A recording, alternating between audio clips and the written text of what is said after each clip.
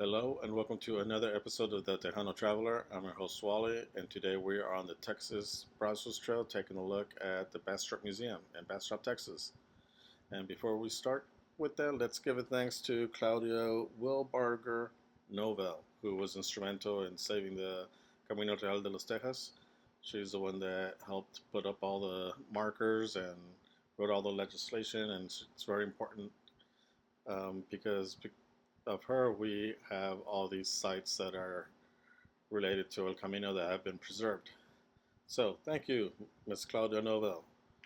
You go, girl. So, if you come to this museum, you'll find out more about the Camino Real, and I like that they include the Native American history behind it because that's what the Camino Real was based on. Like all these roads that the Native Americans would use to trade with each other in different villages and different groups of people. So I'm glad they included that.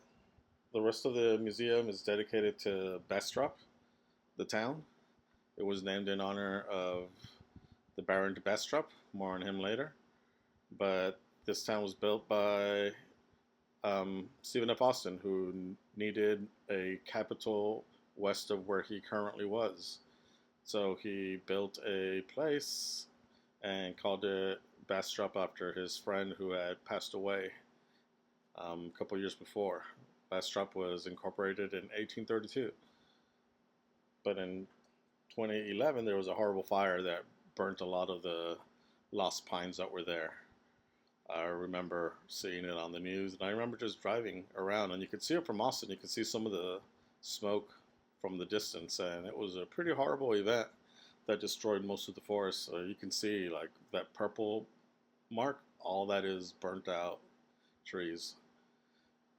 So it really affected Bastrop State Park, and they're in the process of fixing it. They've planted over 5 million trees in 5 years, so we're hoping that in 20, 30 years it'll be fine.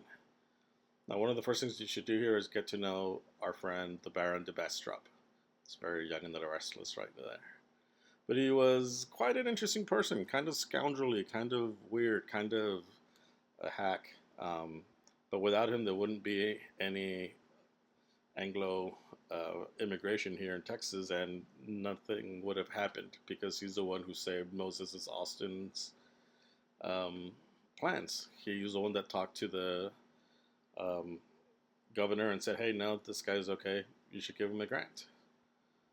I like this painting here because it talks about how people had to wait for the priest to show up. So they wait sometimes 2 or 3 years, and then they would have mass weddings because people aren't gonna wait. And yeah, handwriting no. But I like this quote, like a brother just sending a letter to his brother saying, "Hey, I haven't been shot by Indians." But like I said, this rest of the museum really showcases everything about Bastrop. Bastrop has a lot of firsts. They were the first ones that fired the shot in Gonzalez, and they were the first casualty. And they were the youngest soldier. But he didn't really see some fighting. He helped his mom during the runaway scrape instead. But this museum is very well done. It looks pretty small from the outside, but once you're inside, they cram a lot of history in such a small place. So don't be intimidated by its small size. And it covers everything from African American history to the logging industry to the coal mining industry. I didn't even know there was a coal mining industry here in Texas, but apparently there was, and this place covers it. It gives you information.